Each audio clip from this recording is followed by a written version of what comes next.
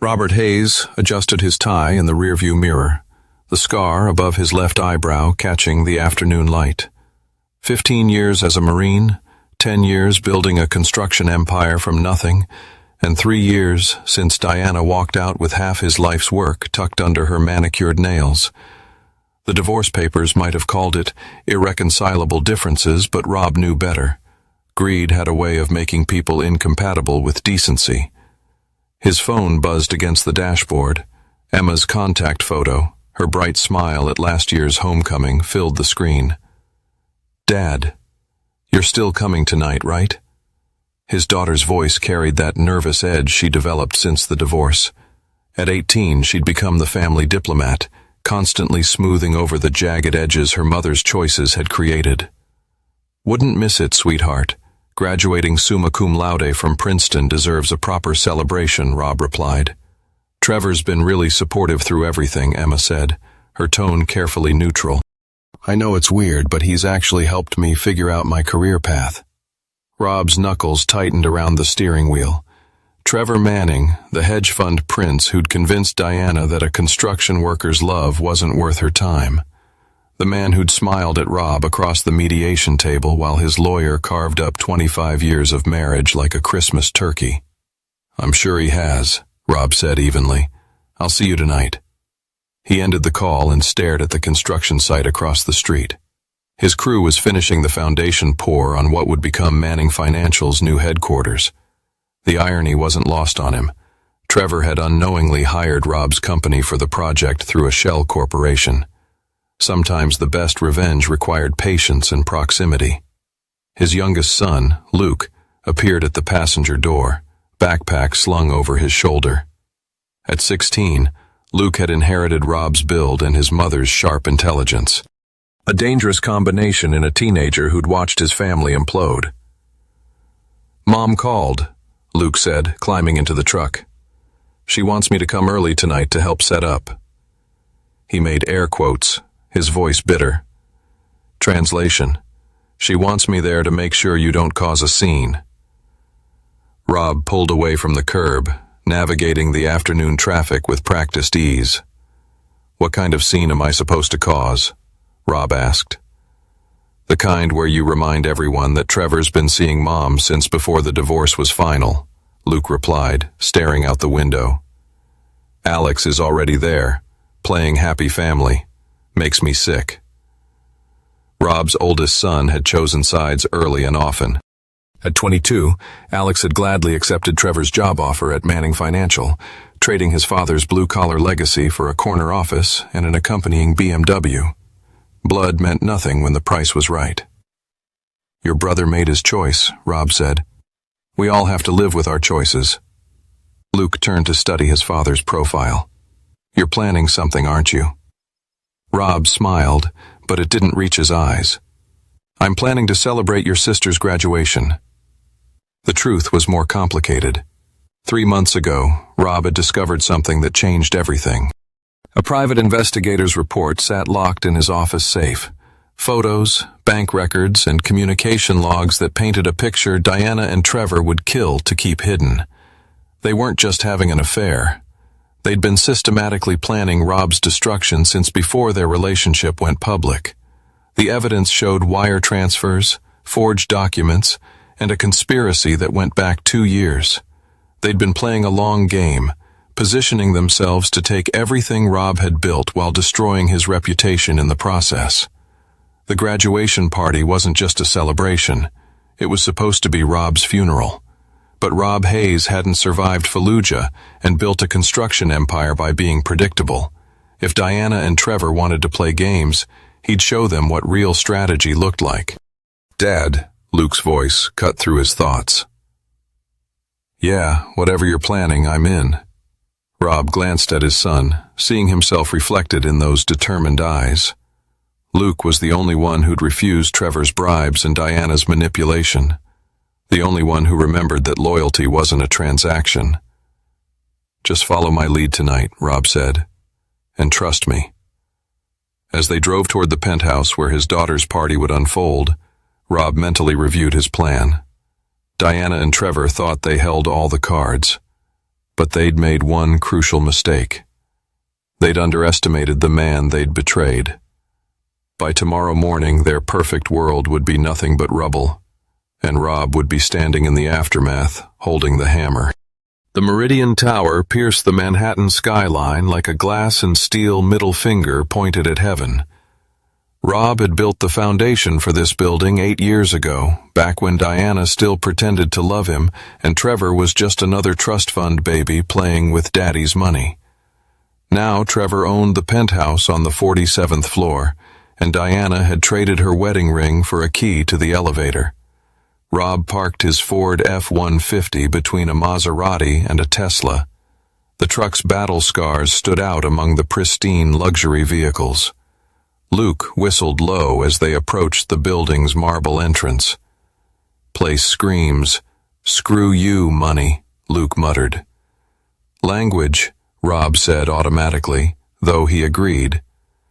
The lobby was all gold fixtures and imported marble, designed to make visitors feel small and unwelcome. The kind of ostentatious display that screamed insecurity to anyone who'd earned their wealth through actual work. The doorman, a thin man with dead eyes and a practiced smile, looked them up and down with barely concealed disdain. "May I help you?" "Robert Hayes," Rob said. "My daughter's graduation party." The doorman consulted his tablet with theatrical precision. "Ah, yes, Mr. Hayes. Manning is expecting you. The express elevator to the penthouse is—" "Manning," he finished awkwardly, stumbling over the new name. Rob's voice carried an edge that made the doorman step back. "Ah, yes, sir. Diana Manning. The penthouse elevator is just past the main desk." Rob filed away the name change for later consideration.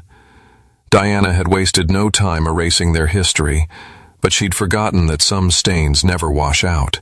They rode the express elevator in silence, Rob's reflection staring back at him from the polished steel doors. The suit was new, tailored, and expensive enough to pass inspection among Diana's new crowd, but underneath the civilized veneer was a man who'd learned to fight with his bare hands before he'd learned to read a profit and loss statement. The elevator opened directly into Trevor's penthouse, and Rob stepped into a world designed to impress and intimidate. Floor-to-ceiling windows offered a panoramic view of the city, while abstract art worth more than most people's houses hung on the walls like trophies. The space screamed wealth without warmth, all sharp edges and cold surfaces. "Daddy!" Emma rushed toward him, radiant in a blue dress that matched her eyes. Rob's anger dissolved temporarily as he wrapped his daughter in a bear hug, breathing in her familiar shampoo scent. "There's my Princeton graduate," he said, pulling back to study her face. "I'm so proud of you, sweetheart." "I'm glad you came," Emma said, but her eyes darted nervously toward the crowd gathered around the main living area. "Everyone's been asking about you." Rob followed her gaze and immediately understood the dynamic. This wasn't a family celebration. It was a carefully orchestrated social event designed to showcase Diana and Trevor's new life. Rob recognized several faces from the society pages, along with Trevor's business associates and Diana's new country club friends. They all looked at him with the same expression worn by people visiting a zoo, fascinated but careful to maintain distance from the dangerous animal. Diana approached with the smile she'd once reserved for tax auditors and door-to-door salesmen. At 43, she was still beautiful, but there was a hardness around her eyes that hadn't been there during their marriage. Success looked good on her, but it had cost her something essential. She'd chosen her outfit carefully, a black cocktail dress that was elegant without being flashy, expensive without being obvious. The diamonds at her throat were new, significantly larger than anything Rob had ever bought her. The message was clear. This is what real money can buy. "Diana." Rob nodded, refusing to use her new last name. "Beautiful place. Trevor has wonderful taste," he said, his tone even.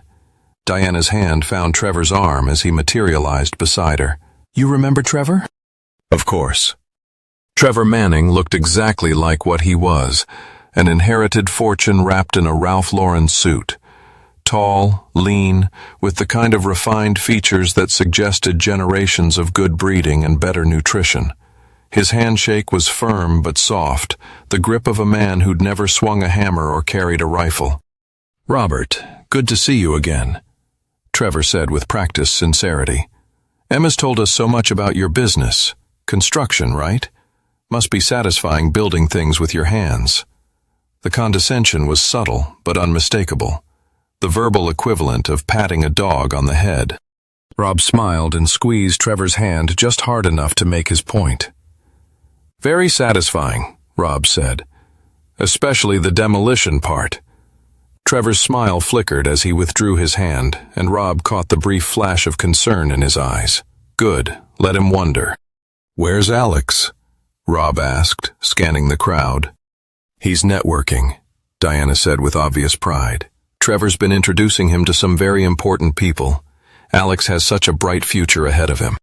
Rob spotted his oldest son across the room laughing at something a gray-haired man in an expensive suit had said. Alex had inherited Diana's social instincts and Trevor's sense of entitlement, a dangerous combination that had transformed Rob's son into a stranger.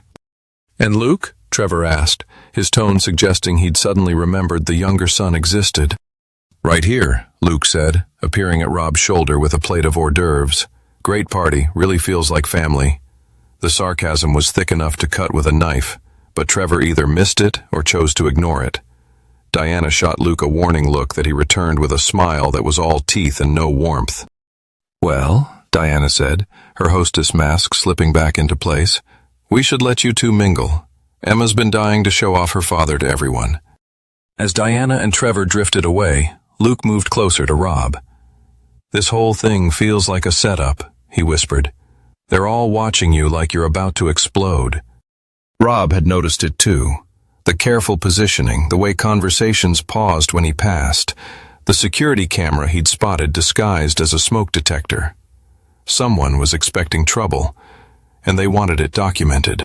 "Just smile and be polite," Rob murmured back.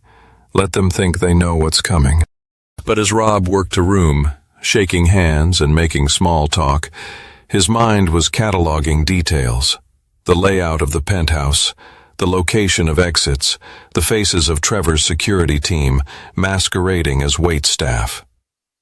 Diana and Trevor had planned this evening carefully, but they'd made a crucial error in assuming Rob would play by their rules. The trap was obvious now. Rob wasn't about to step into it blindly. They wanted him to lose his temper, to make a scene that would justify whatever they had planned next. The hidden cameras would capture his outburst, providing evidence for restraining orders, custody challenges, or whatever legal maneuver they'd orchestrated. But Rob Hayes had learned patience in places where impatience meant danger, or worse. If Diana and Trevor wanted a show, he'd give them one they'd never forget, just not the one they were expecting. The party reached its peak as the sun set over Manhattan, casting long shadows across Trevor's penthouse. Rob had played his part perfectly, the proud father, the gracious ex-husband, the blue-collar worker impressed by his ex-wife's new success. He'd complimented Trevor's art collection, laughed at the appropriate jokes, and endured patronizing questions about his construction business with good humor. But beneath the surface, his mind worked like a tactical computer, processing every detail and filing it away for later use.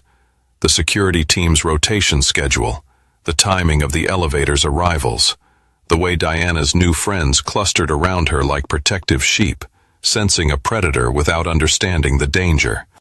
Emma found him standing near the floor-to-ceiling windows, gazing out at the city lights beginning to twinkle below. "Penny for your thoughts," she said, slipping her arm through his. "Just admiring the view," Rob replied. "You can see everything from up here. Every building, every street, every secret." Emma studied his profile with concern. "Dad, are you okay? You seem different tonight." "Different how?" "Quieter, like you're waiting for something." Rob turned to look at his daughter. She was beautiful and brilliant and kind, everything good about both her parents without the flaws that had destroyed their marriage. In a few hours her world was going to change forever, and she didn't deserve to be caught in the fallout. "Emma," he said carefully, I need you to know that everything I do because I love you and Luke. Sometimes protecting the people you love means making hard choices. Dad, you're scaring me. What are you talking about?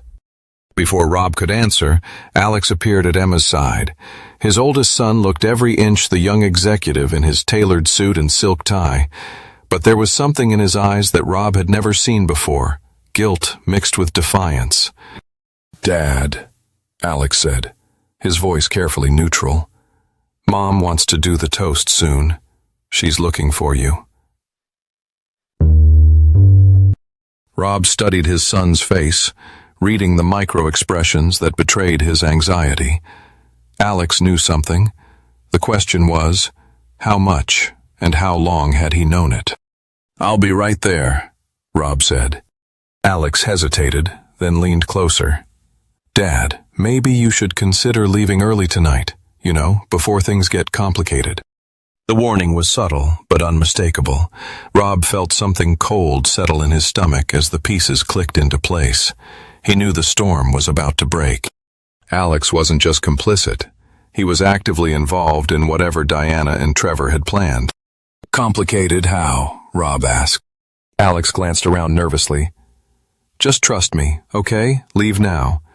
And everyone walks away happy. Emma looked between her father and brother, confusion and growing alarm written across her face. What's going on? Why are you two talking like something bad is about to happen? Nothing's going to happen to you, Rob said, his voice carrying an edge that made Alex step back. I promise you that.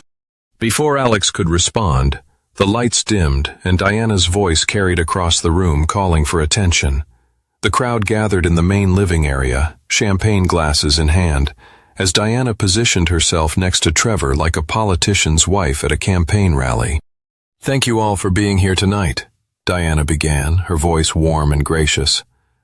We're here to celebrate Emma's incredible achievement, graduating summa cum laude from Princeton, but also to celebrate family, new beginnings, and the power of love to overcome any obstacle. The crowd murmured appreciatively, but Rob caught the subtle emphasis on new beginnings. This was more than a graduation party. It was Diana's coming-out celebration, her public declaration that she'd successfully traded up from a construction worker to hedge fund royalty. As most of you know, Diana continued, the past few years have been challenging for our family. Divorce is never easy, especially when children are involved. But I'm grateful that we've all found a way to move forward with grace and dignity. Rob felt Luke stiffen beside him. The hypocrisy was breathtaking, even for Diana. Grace and dignity, words that apparently didn't apply to stealing half a man's life's work or conducting an affair behind his back. I also want to thank my partner Trevor for his patience and support during this transition, Diana said, her hand finding Trevor's. He's been a rock for all of us, especially the children. Trevor has shown Alex and Emma what it means to have a positive male role model, and I couldn't be more grateful. The insult was delivered with surgical precision, wrapped in gratitude but sharp enough to draw blood. Rob felt Emma's hand tighten on his arm as the crowd's eyes turned toward him, waiting for his reaction. But Rob had learned to control his anger in places where emotional reactions meant disaster. He smiled and raised his champagne glass, playing the role of the gracious loser one last time. To Emma, he said, his voice carrying clearly across the room, and to getting exactly what you deserve. The toast was drunk with enthusiasm, but Rob caught the look that passed between Diana and Trevor. They'd expected him to explode, to provide the justification for whatever they had planned. His restraint had thrown them off script. As the crowd began to disperse, Luke grabbed Rob's jacket sleeve. "Dad, wait," he hissed, pulling him toward the hallway. "You can't use the front door." Rob allowed himself to be pulled away from the main room, following Luke down a service corridor he hadn't noticed before. "What are you talking about?" Luke glanced around nervously, then pulled out his phone and showed Rob a text message. The sender was listed as unknown, but the message was clear. "Your father walks out the front door. He doesn't walk out at all. Service elevator is clean." "I got this an hour ago," Luke whispered. "I think someone's trying to help us." Rob studied the message, his mind racing through possibilities. Who would know enough about Trevor's plan to warn them, and why risk exposure to help a man they barely knew? "This is all set up to trap you," Luke said urgently. "I've been watching all night. Trevor's security guys keep checking the front elevator. Something's waiting for you down there." Rob felt the last piece of the puzzle click into place. The graduation party, the public humiliation, the careful documentation. It was all designed to provide cover for what came next.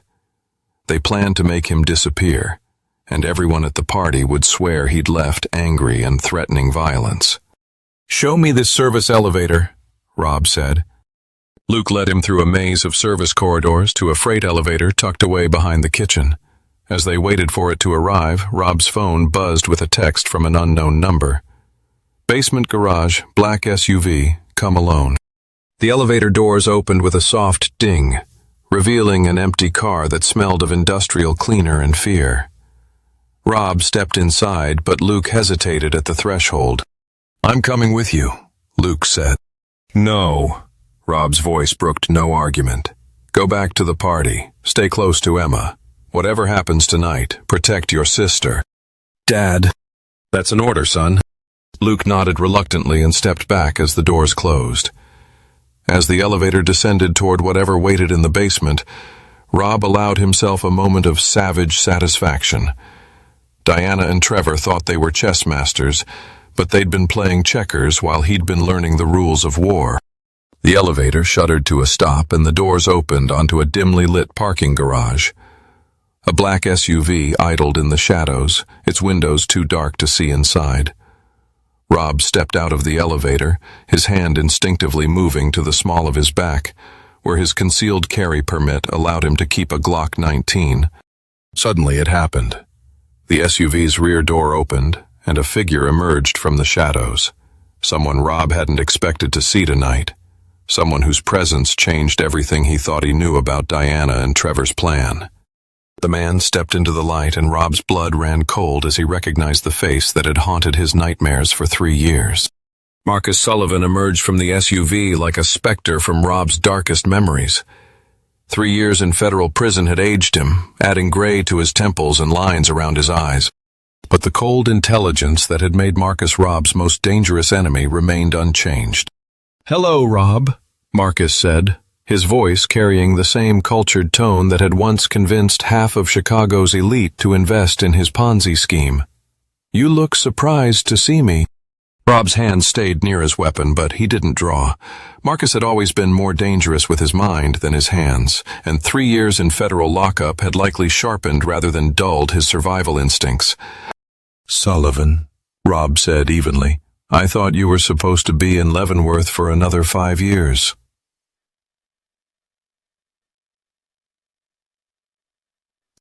"Good behavior and an excellent lawyer," Marcus replied with a smile that didn't reach his eyes. "Plus some very generous character witnesses who testified to my rehabilitation. Amazing how money can buy redemption, isn't it?" The pieces began falling into place in Rob's mind. Marcus Sullivan, the financial advisor who tried to steal Rob's company pension fund 12 years ago. The man Rob had personally destroyed when he discovered the scheme, sending him to prison and ruining his reputation. Now Marcus was free and somehow connected to Diana and Trevor's plan. "You sent the warning to Luke," Rob said. "Guilty as charged, though I prefer to think of it as professional courtesy between former adversaries." Marcus gestured toward the SUV. "We need to talk, and this isn't the place. Trevor's security team will be looking for you soon." Rob didn't move. "Talk about what?" "About why your ex-wife and her boyfriend want you gone. About the real reason they're hosting this little celebration tonight. And about why I'm the only thing standing between you and a very creative accident." A sound echoed from the stairwell, footsteps, multiple sets moving with military precision. Marcus's expression tightened. "Decide now, Rob. Trust me or trust them, but choose quickly, because in about 30 seconds this conversation becomes academic." Rob weighed his options in the space of a heartbeat. Marcus Sullivan was a convicted felon and a liar, but he was also brilliant and pragmatic. If he'd wanted Rob gone, there were easier ways to accomplish it than an elaborate rescue. "Talk fast," Rob said, climbing into the SUV. Marcus followed him in and tapped the driver's shoulder. The vehicle moved smoothly through the garage toward the exit as Marcus activated a white noise generator and pulled out a tablet. "2 years ago, your ex-wife approached me through an intermediary," Marcus began. "She wanted information about your business dealings, your finances, your vulnerabilities, standard divorce warfare stuff, or so I thought." "You helped her steal half my assets," Rob said, his voice deadly quiet. "I provided financial analysis in exchange for my legal fees and a modest consulting fee. Nothing illegal about it." Marcus swiped through files on his tablet. "But 3 months ago, Diana contacted me again. This time she wanted something different. She wanted you gone. Permanently." Rob studied Marcus's face for tells, but the man had always been an excellent liar. "Why would you care what happens to me?" "Because taking your life is just the opening move in a much larger game," Marcus said. "Diana and Trevor aren't just planning your destruction. They're planning to take over your construction company, liquidate your assets, and disappear with approximately $47 million in pension funds that you've been managing for your workers." The number hit Rob like a physical blow. The pension fund was sacred money that belonged to the men and women who'd bled and sweated to build his company. It was their security, their retirement, their children's futures. "That's impossible," Rob said. "The fund is protected by federal regulations and independent oversight." Marcus smiled grimly. "Not if the fund manager is declared mentally unstable and commits suicide after harming his ex-wife and her partner in a jealous rage. Trevor's been very carefully setting up that narrative for months." The SUV pulled into an all-night diner's parking lot and Marcus handed Rob a thick folder. "Police reports showing your escalating behavior, witness statements from Diana's friends about your threats, medical records showing your deteriorating mental state following the divorce. It's all fake, but it's very convincing, painfully convincing." Rob flipped through the documents, his anger building with each fabricated piece of evidence. The psychological profile painted him as a dangerous veteran suffering from PTSD, unable to accept his ex-wife's new relationship. The police reports detailed incidents that had never happened: domestic disturbances, threatening phone calls, violations of restraining orders that had never been issued. "Who else is involved?" Rob asked. "Your son, Alex. Obviously, he's been feeding them information about your business operations and personal habits. Trevor's security team, former military contractors who specialize in making problems disappear. And at least 3 judges who owe Trevor favors." The betrayal cut deeper than any physical wound. Alex, his firstborn, the son he taught to throw a football and drive a stick shift, had sold him out for a corner office and a company car. "Why tell me this?" Rob asked. "What's your angle?" Marcus leaned back in his seat, his expression thoughtful. "Revenge is a dish best served cold, as they say. Diana and Trevor destroyed my life when they convinced those investors to press charges against me. Now they're using my playbook to destroy you, and frankly, I find that insulting. Plus, if they succeed in stealing that pension fund, it triggers a federal investigation that will eventually trace back to my consulting work. I'd rather not spend my golden years in a federal penitentiary." Rob closed the folder and studied Marcus's face. The man was still a snake, but he was a snake with a reason to keep Rob alive. In the current circumstances, that made him more trustworthy than Rob's own family. "What do you propose?" Rob asked. Marcus smiled, and for a moment Rob glimpsed the predatory intelligence that had made him so dangerous. "Simple. We turned their own plan against them. Diana and Trevor want you to disappear tonight? Fine, let's give them exactly what they want." "Explain." "You're supposed to die in that penthouse, probably in some kind of struggle where you kill Diana and Trevor before turning the gun on yourself. Very tragic, very convincing, very final. But what if Robert Hayes dies tonight and someone else walks away?" Rob felt a chill run down his spine. "You're talking about faking my death." "I'm talking about becoming a ghost. Trevor's plan requires your body to disappear, which means he's already arranged for cleanup and disposal. We use his own resources against him. Let him think he succeeded, and then we systematically destroy everything he's built. The audacity of it was breathtaking. Fake his own death, let Diana and Trevor believe they'd won, and then destroy them from the shadows. It's brilliant, brutal, and completely insane. My children, Rob said, Emma and Luke will think I'm dead. Marcus nodded grimly. Yes, but consider the alternative. They'll definitely think you're dead if you're actually dead. This way you can protect them from a distance and eventually reveal the truth. Rob stared out the window at the diner's neon sign, weighing his options. Every instinct told him to go back to that penthouse and settle this the direct way, with his bare hands and a complete disregard for consequences. But Marcus was right about one thing. Trevor's plan was too sophisticated for a frontal assault. How long would I have to stay dead? Rob asked. Long enough to gather evidence and build a case that will destroy them completely. Months? Maybe a year. But when it's over, Diana and Trevor will lose everything. Their money, their freedom, their lives. Rob made his decision. If Diana and Trevor wanted to play games with his family's future, he'd show them what a real strategist could do. Let them think they'd won. Let them celebrate their victory. In the shadows, Robert Hayes would die, and something much more dangerous would be born. What do you need from me? Rob asked. Marcus smiled, and it was the most terrifying expression Rob had ever seen. Just trust me, and be ready to become someone else. By tomorrow morning, Robert Hayes will be a memory, and your real revenge can begin. The plan Marcus outlined was elegant in its simplicity and horrifying in its implications. Rob would return to the penthouse, but not as himself. As a dead man walking, playing out the final act of Trevor's script while secretly recording everything. Marcus handed him a small device that looked like a shirt button, voice recorder with 12 hours of battery life. Whatever happens tonight, we'll have evidence of their conspiracy. And after you disappear, I have contacts who specialize in creating new identities for people who need to vanish. Within 24 hours, Robert Hayes will be officially dead, and you'll become someone else entirely. Rob studied the device, then carefully worked it into his suit jacket's button panel. What about my body? Trevor's people will expect to clean up the crime scene. Marcus pulled out another piece of equipment, a small vial of dark liquid, stage blood. When the shooting starts, you go down. I trigger a small explosive charge that takes out the lights, and in the confusion, you're extracted through the service corridors. You make it sound simple. The best plans usually are. It's the execution that gets complicated. Marcus checked his watch. We need to move. Trevor's security team is probably wondering where you went. Rob climbed out of the SUV and paused.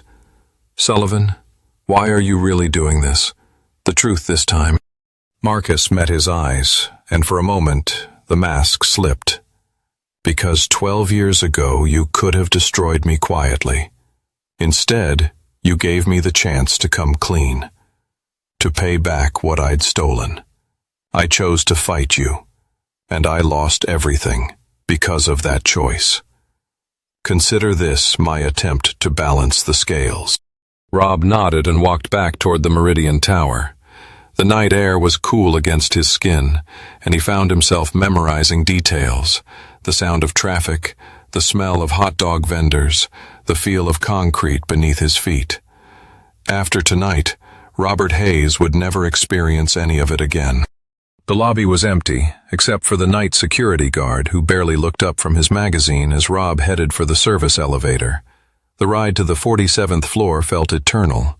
Each floor number was a countdown to his own death. The penthouse was quieter now, most of the guests having departed. Rob could hear voices from the main living area, Diana's laugh, Trevor's commanding tone, the clink of glasses being cleared away. He moved through the service corridors like a ghost, using the layout he'd memorized earlier to position himself near the main room. Through a crack in the door, he could see the final act beginning to unfold. Diana stood near the windows, still in her black cocktail dress, but with her shoes off and her hair slightly mussed. Trevor was at the bar, pouring himself a whiskey with the satisfied air of a man whose plans were proceeding perfectly. Alex sat on the leather sofa, his tie loosened and his expression troubled. Emma had clearly been sent away. Rob could see her coat was gone from the front closet. Only Luke remained, standing near the kitchen entrance with the careful posture of someone ready to run or fight. "Where is he?" Trevor asked, checking his watch. "Your father should have been back by now." "Maybe he actually left," Alex said. "Hopefully. Maybe he finally got the message." Diana shook her head. "Robert doesn't give up that easily. He's planning something. I can feel it." "Then perhaps it's time to accelerate our timeline," a new voice said. Rob tensed as a man emerged from the study, tall, broad-shouldered, with the precise movements of a professional security guard. This wasn't one of the waitstaff Rob had identified earlier. This was Trevor's real muscle, the cleanup crew Marcus had warned him about. "Mr. Manning," the man continued, "my team has visual confirmation that the target left the building approximately 90 minutes ago. He should have returned by now if he was simply taking a break." Trevor's expression darkened. Could he have discovered the surveillance? "Unlikely, sir, but we should consider the possibility that he's planning to involve law enforcement or the media. The window for containment is closing." Rob felt his blood run cold as the implications became clear. They weren't just planning to kill him.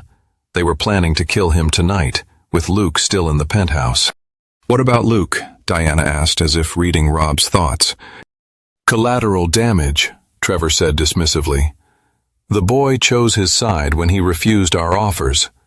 Sometimes children have to pay for their parents' mistakes." Luke stepped forward, his young face flushed with anger.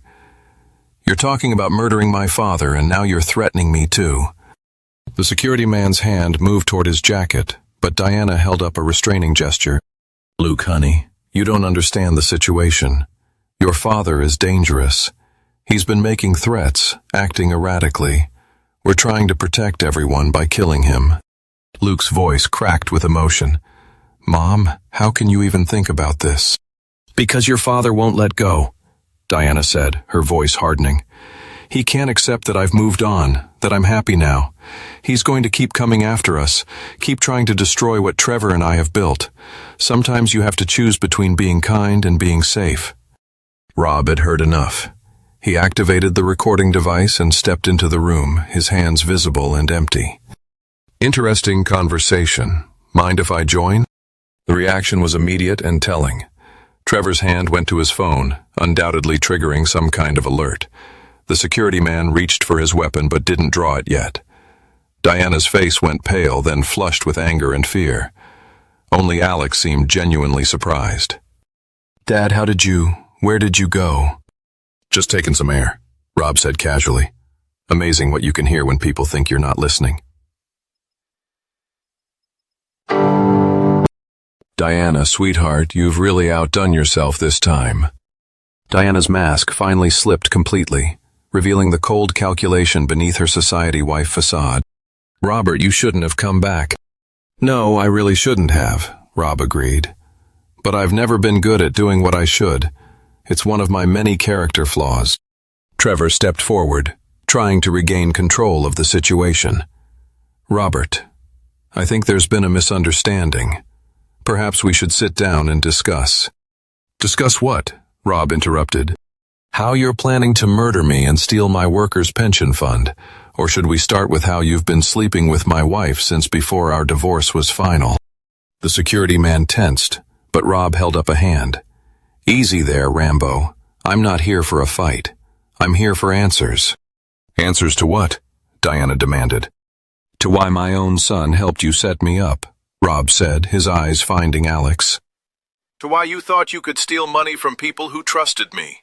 To why you're willing to murder a 16-year-old boy to cover your tracks." Alex stood up slowly, his face a mask of conflicting emotions. "Dad, I never wanted it to go this far. They said it was just about the divorce settlement, about making sure Mom got what she deserved." "And what exactly did your mother deserve, son?" "Everything," Alex said quietly.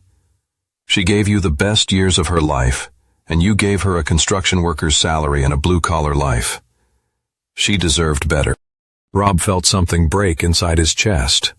Not as hard, but something deeper and more fundamental. The last connection to the son he'd raised.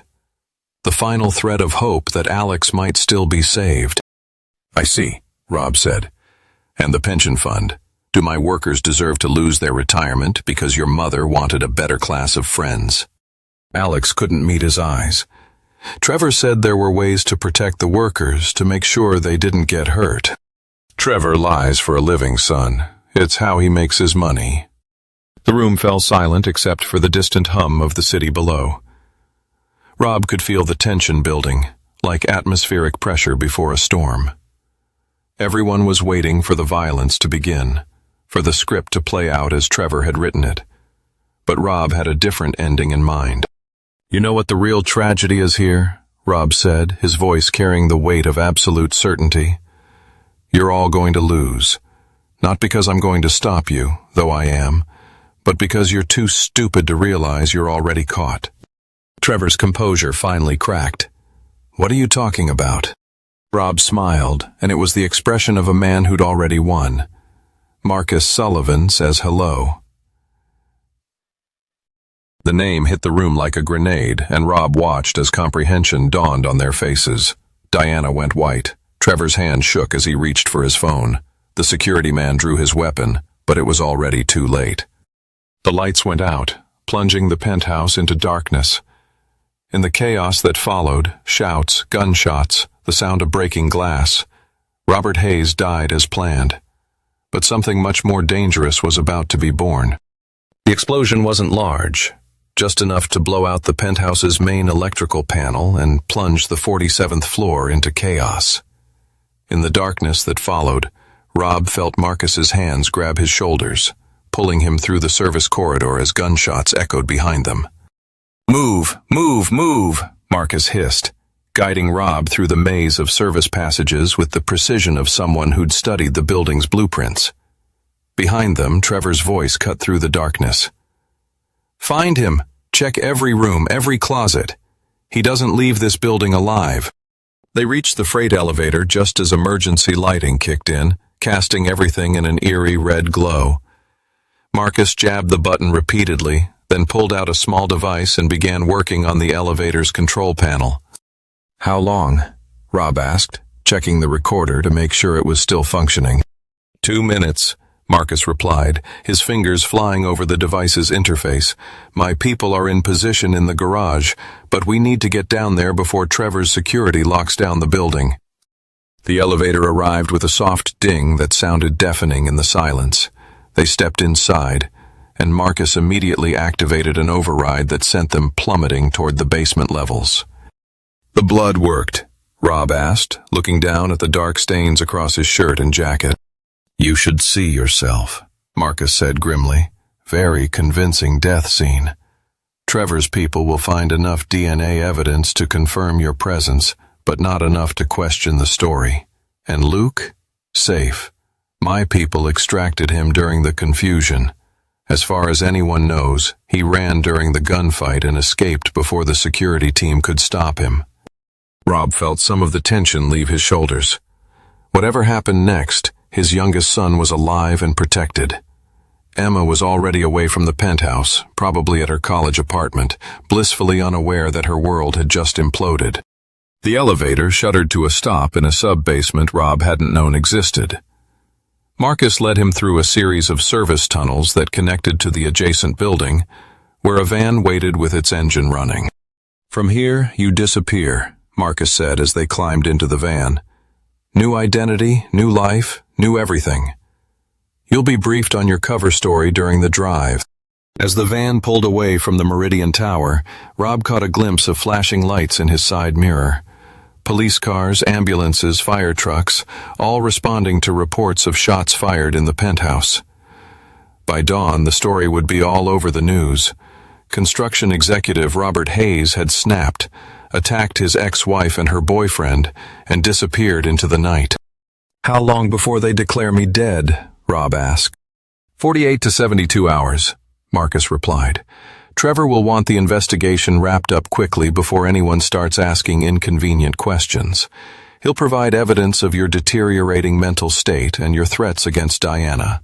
The police will conclude you died fleeing the scene, probably jumped from a bridge or something equally dramatic. The van turned onto the highway, heading north out of the city. Rob stared out the window at the lights of Manhattan fading behind them, knowing he might never see them again. Robert Hayes, husband, father, businessman, was officially dead. What emerged from his ashes would be something entirely different. "Tell me about my new identity," Rob said. Marcus handed him a manila envelope. "Michael Crawford, age 45, recently retired from the military. You're a security consultant with a spotless background and excellent references. The identity will hold up to anything short of a federal investigation." Rob opened the envelope and studied the documents inside. Driver's license, passport, credit cards, even a discharge certificate from the Army Rangers, all perfectly crafted forgeries that would pass any casual inspection. "What about my appearance?" "Hair dye, colored contacts, subtle facial prosthetics to change your bone structure. Nothing dramatic, just enough to ensure facial recognition software won't flag you. My people are very good at making people disappear." The van pulled into a warehouse complex outside the city, where a medical team was waiting. Over the next 6 hours, Rob underwent a transformation that was both physical and psychological. His dark hair became salt and pepper gray. His brown eyes became blue. Temporary dental work changed the shape of his jawline. When it was finished, Rob looked in the mirror and saw a stranger staring back at him. Michael Crawford was similar enough to Robert Hayes to pass for a relative, but different enough to avoid recognition.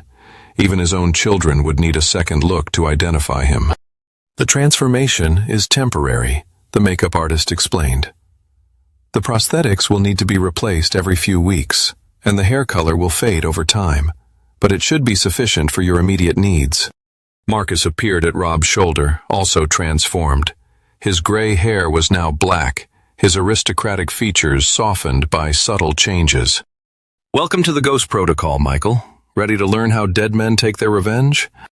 Over the next several days, Rob, now Michael Crawford, was given a crash course in covert operations.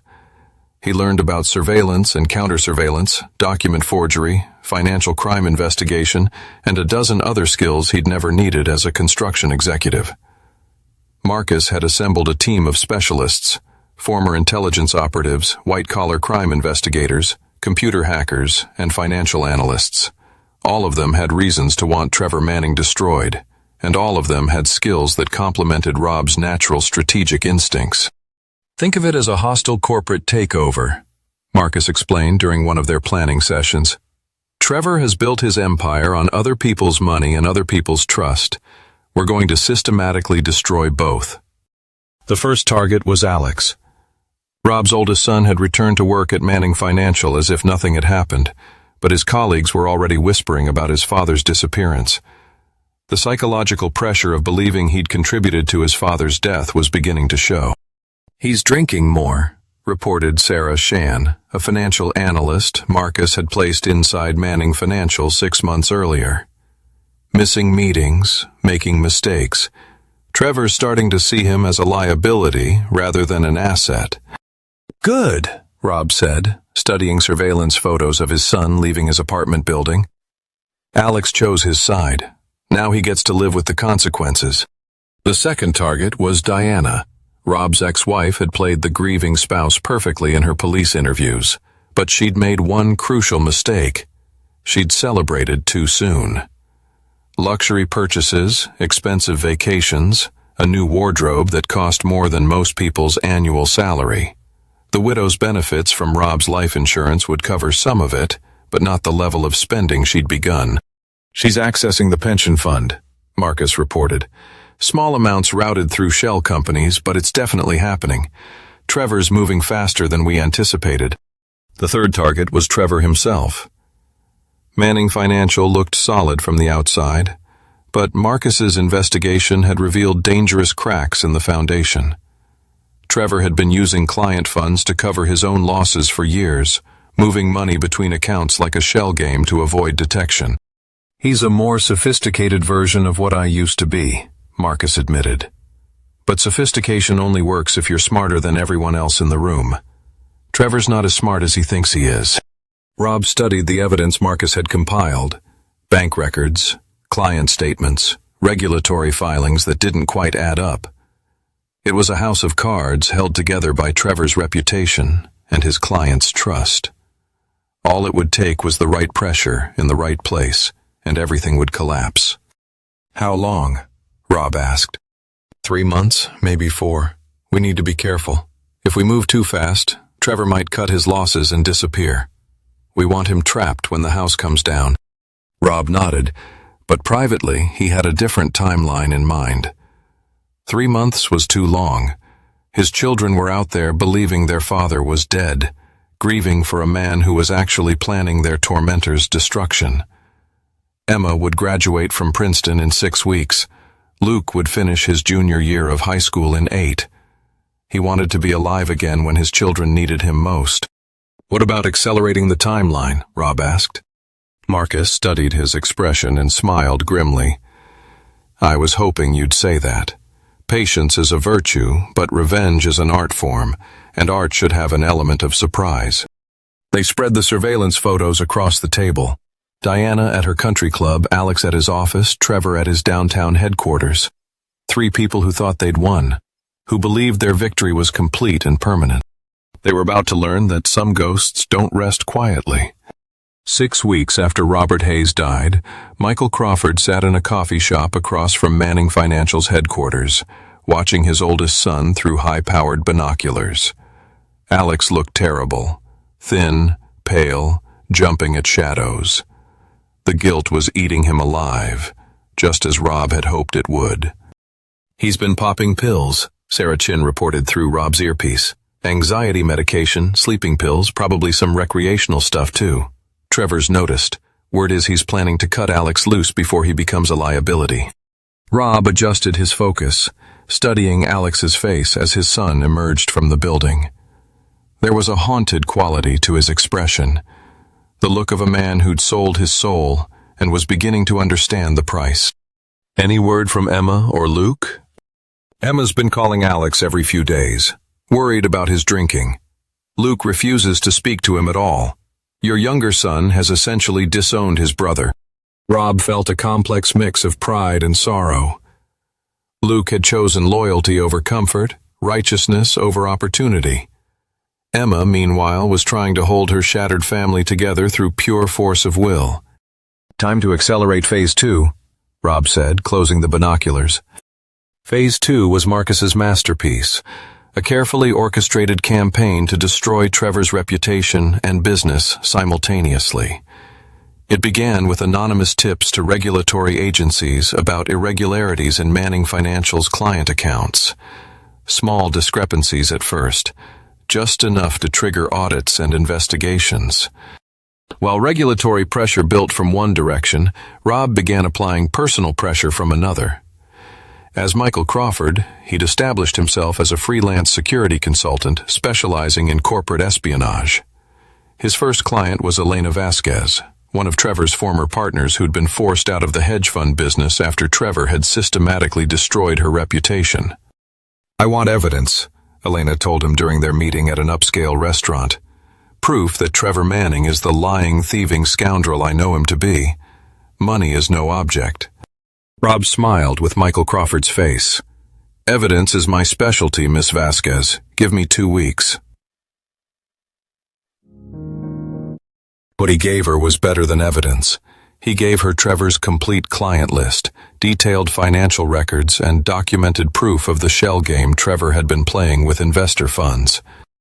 Elena took the information straight to the SEC, the FBI, and 3 major financial news outlets. The story broke on a Tuesday morning. Manhattan hedge fund under federal investigation for fraud. By noon, Manning Financial's phones were ringing constantly as panicked investors demanded explanations. By evening, Trevor had hired the city's most expensive crisis management firm. "He's hemorrhaging clients," Marcus reported from his position inside the financial district. 12 major investors pulled their money today, and more are threatening to follow. The firm lost about 60% of its assets under management in less than 8 hours. Rob watched the chaos unfold from his hotel room, feeling a deep satisfaction he hadn't experienced since the divorce proceedings began. Trevor was finally learning what it felt like to have his life's work threatened by forces beyond his control. But the real stroke of genius came from an unexpected source. Luke, Rob's youngest son, had been busy during the week since his father's supposed death. Using skills he'd picked up from watching Rob manage the construction company, Luke had quietly documented every expense Diana charged to the pension fund, every luxury purchase she'd made with money that belonged to Rob's workers. The evidence arrived at Rob's hotel via encrypted email, sent from an anonymous account Luke created. Photos of Diana's new jewelry, receipts for expensive vacations, bank statements showing transfers from pension accounts to personal spending accounts, everything Rob needed to destroy his ex-wife completely. "Smart kid," Marcus observed, reviewing the evidence. "He's been collecting this for weeks, just waiting for the right moment to use it." "He's my son," Rob said, proudly. "He understands that some betrayals can't be forgiven." The pension fund evidence went to the Department of Labor, the FBI, and Rob's former employees simultaneously. Within hours, federal agents were knocking on Diana's door with search warrants and subpoenas. The local news picked up the story by evening. Widow of missing construction executive charged with pension fund theft. Diana's carefully crafted image as the grieving ex-wife crumbled under the weight of evidence Luke had provided. Rob watched Diana's perp walk on the evening news, seeing his ex-wife led away in handcuffs while reporters shouted questions about the stolen pension money. Her black cocktail dress had been replaced by orange jail scrubs, her diamond jewelry by metal handcuffs. "One down," Rob murmured to himself. Alex was next. Rob's oldest son had been gradually isolating himself as the pressure mounted, drinking heavily and making increasingly erratic decisions at work.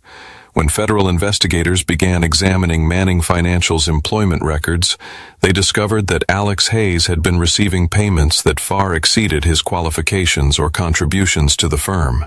The payments looked like bribes, which in essence they were. Trevor had been paying Alex for information about his father's business operations, but the financial trail made it appear that Alex was receiving kickbacks for steering pension fund investments toward Manning Financial. "He's not guilty of what they think he's guilty of," Marcus observed as they watched Alex being led away by federal agents. "But he's guilty of enough to make the charges stick." Rob felt no sympathy for his oldest son. Alex had chosen greed over loyalty, comfort over family. Now he would learn that choices had consequences, and some consequences lasted a lifetime. With Diana in federal custody and Alex facing charges of his own, Trevor Manning found himself completely isolated. His business was collapsing. His co-conspirators were either dead or imprisoned, and federal investigators were closing in on evidence of his massive fraud scheme. But Trevor had one final card to play, and it was aimed directly at the people Rob cared about most. "He's hired a team of investigators," Sarah Chin reported during an emergency meeting. "Private military contractors, the kind of people who specialize in making problems disappear permanently. Word is he's offering serious money to anyone who can find Emma and Luke Hayes." Hayes. Rob felt ice form in his stomach. Trevor was done playing games. If he was going down, he intended to take Rob's children with him. "How much time do we have?" Rob asked. "Maybe 48 hours before his people track them down. Emma's at Princeton, which makes her easy to find. Luke's staying with friends, but he's still going to high school. Trevor's people are professionals. They'll find both kids by the weekend." Rob stood up, his decision made. The careful plan, the patient revenge, the systematic destruction of his enemies, all of it was secondary to his children's safety. "Time to end this," he said. Marcus nodded grimly. "What do you need?" "Everything. Weapons, backup, and a plan to take Trevor down before he hurts my kids." "And afterwards, once Trevor's gone, Michael Crawford disappears and Robert Hayes has to stay dead. You'll never be able to see your children again." Rob considered this for exactly 3 seconds. "Then I'll have to end it in a way that allows Robert Hayes to come back from the dead." Marcus smiled, and it was the expression of a man who'd been waiting his entire life to plan the perfect crime. Now you're thinking like a ghost. The plan Marcus devised was audacious even by his standards. Fake Rob's resurrection while simultaneously destroying Trevor Manning in a way that would satisfy federal investigators and close all remaining questions about Robert Hayes' death. "Trevor thinks you're dead," Marcus explained as they reviewed surveillance photos of Manning Financial's headquarters. "That's his weakness. Dead men can't testify against him, can't provide evidence of his crimes, can't threaten his operations. He's gotten careless because he believes the primary threat has been eliminated." Rob studied the building's layout, noting security cameras, guard positions, and escape routes. "How do we use that against him?" "Simple. We let him see a ghost." The setup required precise timing and Marcus's extensive network of criminal contacts. First, they needed to stage a scenario where Trevor would confess to Robert Hayes' supposed murder while believing he was speaking to someone who couldn't repeat the conversation. The opportunity came when Trevor's lawyers arranged a meeting with a potential witness, someone claiming to have information about Robert Hayes' final days. The witness was actually one of Marcus's associates, equipped with hidden recording devices and the acting skills to convince Trevor he was speaking with a fellow criminal. "Hayes contacted me the night he died," the fake witness told Trevor during their recorded conversation. "Said he was going to expose everything, bring down everyone involved in the pension fund scheme." Sounded desperate, paranoid, like a man who knew his time was running out. Trevor's response was everything they'd hoped for. Robert Hayes was a problem that needed to be solved permanently.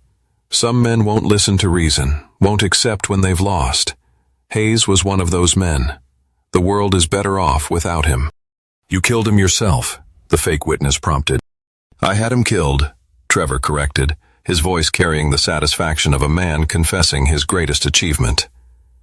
Made it look like he fled the scene after attacking his ex-wife. The police never even questioned the narrative. Why would they? It fit perfectly with his psychological profile. The recording was damning, but it wasn't enough by itself. They needed physical evidence, witnesses, and a crime scene that would convince federal investigators Trevor had indeed murdered Robert Hayes. That's where the resurrection came in. "We're going to stage your return from the dead," Marcus explained, complete with witnesses, physical evidence, and a confrontation that ends with Trevor confessing to your murder on camera. The location was perfect, the penthouse where Rob had supposedly died. Trevor still owned the building, still controlled access to the 47th floor. He'd kept the crime scene exactly as it was the night of the shooting, partly for legal reasons, and partly because he enjoyed the trophy. Marcus's team infiltrated the building through the same service corridors they'd used for Rob's escape. They planted cameras throughout the penthouse, positioned backup operatives in adjacent buildings, and prepared multiple escape routes in case the plan went sideways. The bait was simple, an anonymous message to Trevor claiming that Robert Hayes was alive and planning to expose everything. The message included photos of Robert Hayes taken from a distance, showing a man who looked exactly like the supposedly dead construction executive. Trevor's response was immediate and predictable. He arrived at the penthouse with a 3-man security team, armed and ready to finish what he'd started 6 weeks earlier. Rob was waiting for him in the main living room, standing exactly where he'd stood the night he died. He'd removed the prosthetics and colored contacts, allowing his natural appearance to show through. In the dim lighting, he looked exactly like Robert Hayes returned from the grave. "Hello, Trevor," Rob said as Trevor's security team swept the penthouse. Trevor went white, then red, then white again. His hand shook as he reached for his weapon, but his security team had already drawn theirs. "You're dead," Trevor whispered. "I watched you die." There was blood, DNA evidence, Rob corrected. There was theatrical blood and planted evidence. Amazing what you can accomplish when you know what people are looking for. Trevor's mind was clearly racing, trying to process the implications of Rob's survival. If you're alive, then everything, the investigation, the charges against Diana and Alex, all based on evidence you helped create. Fraud, theft, conspiracy to commit murder.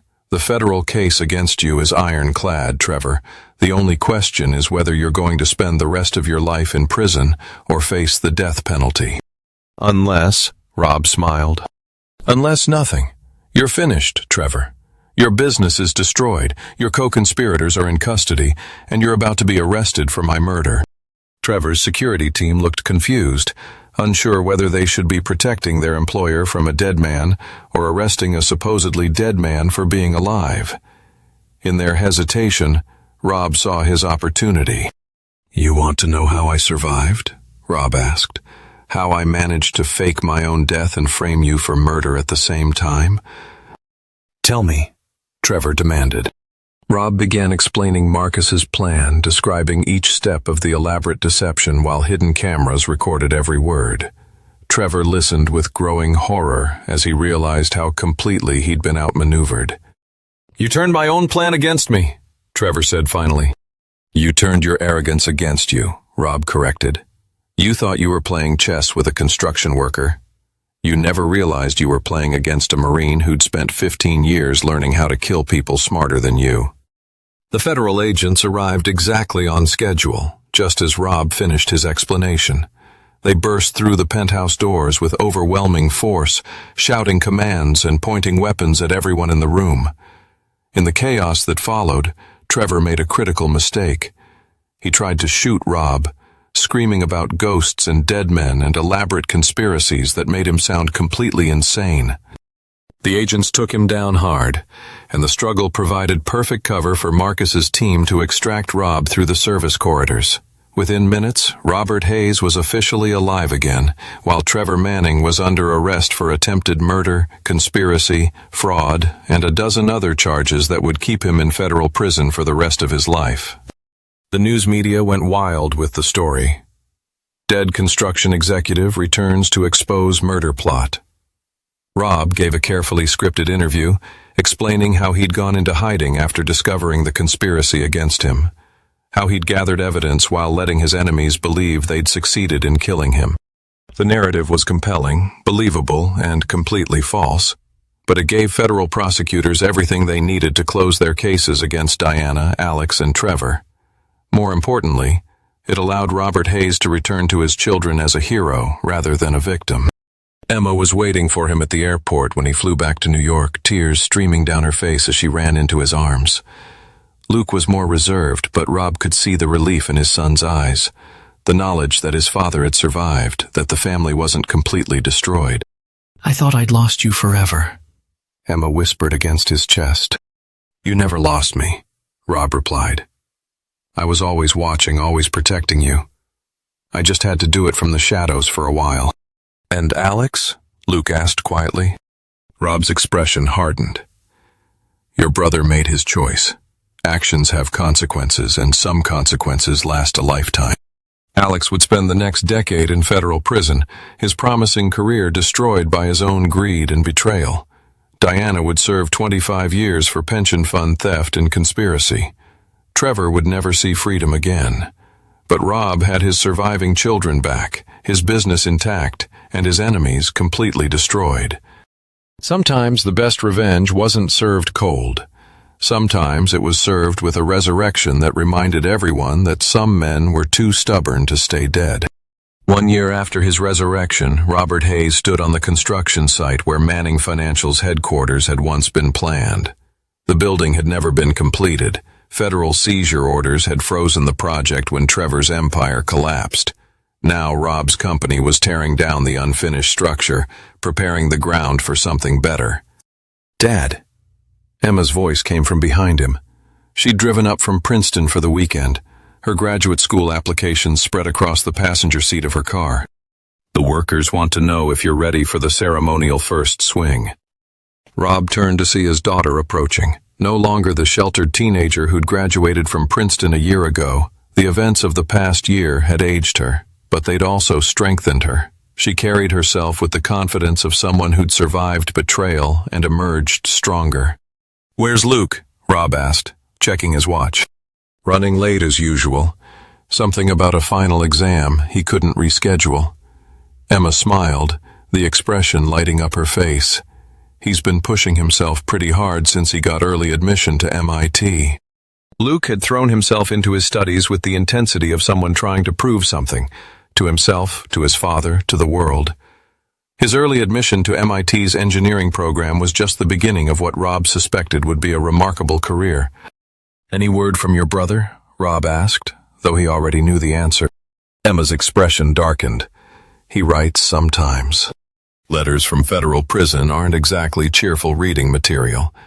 Alex's letters had started arriving 3 months ago, rambling apologies mixed with self-justification and requests for money for the prison commissary. Rob had read the first one, then instructed his secretary to return all subsequent letters unopened. Some bridges once burned could never be rebuilt.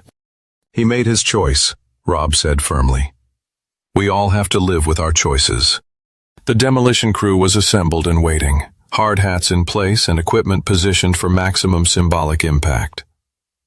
Rob had invited the media to witness the destruction of Trevor's legacy, the literal burying of the corruption that had nearly destroyed his family. Marcus Sullivan appeared at Rob's elbow, looking every inch the reformed criminal in his expensive suit and wire-rimmed glasses. His transformation from con man to legitimate business consultant had been remarkably successful, though Rob suspected the reformation was more pragmatic than spiritual. "The prosecutor's office called," Marcus reported quietly. "Trevor's appeal was denied. He'll die in federal prison just like we planned. And Diana, denied parole again. The pension fund trustees made sure the parole board understood exactly how many families she'd hurt with her theft. She won't see daylight for another 15 years minimum." Rob nodded with satisfaction. Justice wasn't always swift, but it could be thorough when properly applied. Luke arrived just as Rob was preparing to swing the ceremonial sledgehammer, his young face flushed from running across the construction site. At 17, he'd grown 3 inches and gained 30 pounds of muscle, transforming from a skinny teenager into a young man who looked disturbingly like Rob at the same age. "Sorry I'm late," Luke panted. "Chemistry final ran long." "How did it go?" "Acid. MIT, here I come." Luke grinned. Then his expression grew more serious. "Dad, before you swing that hammer, I want you to know that what you did last year, the way you protected us, I understand now why you had to disappear for a while." Rob felt something tight in his chest loosen slightly. Luke's anger about the deception had been slow to fade, but understanding had gradually replaced resentment. "I hated lying to you," Rob said, "but keeping you safe was more important than keeping you informed." "I know, and I'm proud of you for it." Emma stepped forward and took Rob's other arm. "We both are. Trevor and Mom and Alex thought they could destroy our family, but they just made us stronger." Rob looked at his surviving children, Emma with her brilliant mind and fierce loyalty, Luke with his determination and moral clarity, and felt something he hadn't experienced in years, complete satisfaction. He raised the sledgehammer and brought it down on the symbolic first wall, the impact reverberating through the construction site like a gunshot. The assembled workers cheered as heavy machinery moved in to continue the demolition, tearing down the monument to Trevor's arrogance, piece by piece. "What are you going to build here?" a reporter called out. Rob considered the question as he watched Trevor's dream crumble into rubble. "Affordable housing," he said finally. "Places where working families can live with dignity, the kind of project Trevor Manning would have hated." The irony was perfect. Trevor's final humiliation would be watching his luxury development become homes for the very people he'd spent his life looking down on. Even from his federal prison cell, he'd be able to see the lights of families who'd moved in where his penthouse was supposed to stand. As the demolition continued, Rob walked to the edge of the construction site where a small memorial had been erected. It wasn't for Trevor or Diana or Alex. It was for the Robert Hayes who died in that penthouse a year ago. The man who trusted too easily, forgave too quickly, and learned too late that some people couldn't be saved from their own greed. That Robert Hayes was gone forever, replaced by someone harder, colder, and infinitely more dangerous. The new Robert Hayes didn't forgive betrayal or forget enemies. He understood that loyalty was earned, Trust was fragile, and family was defined by actions rather than blood. Any regrets? Marcus asked, joining him at the memorial. Rob considered the question seriously. Alex was in prison probably for the rest of his productive life. Diana was facing decades behind bars. Trevor would die in federal custody. The family he'd built over 25 years of marriage was permanently shattered. None, Rob said finally. They all got exactly what they deserved. Marcus smiled, the expression of a man who'd found his perfect partner in revenge.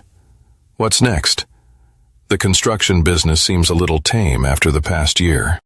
Rob watched his workers clearing debris from the demolished structure, preparing the ground for something better. I'm thinking about expanding. There are a lot of people out there who need protection from predators like Trevor. Maybe it's time to start a different kind of construction company. Building what? Rob's smile was cold as winter wind. Justice. One foundation at a time. As the sun set over Manhattan, Robert Hayes stood among the ruins of his enemy's ambitions and planned his next project. Some men built with concrete and steel, others built with fear and respect. The smart ones built with both. The construction business was about to get a lot more interesting.